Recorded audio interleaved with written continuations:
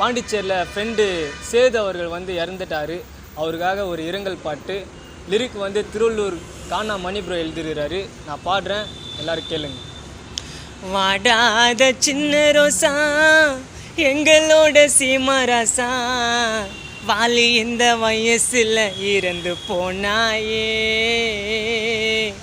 ஊர்வலத்தில் சொந்தங்கள் எல்லாம் சேர்ந்திடுமா, நீ வாழ்ந்த ஊருக்குள்ள வளர்ந்தாயே நீ மரமா, போன உயிர் மீண்டும் திரும்பி வந்துடுமா, உன்னையே நினைச்சு அம்மா நொந்திடுமா, இதுதானே உன் பாசம் சேது மச்சான், உன்னை பத்தி ஊர் பேசும், காற்றினில் அணையாத கற்பூரமா,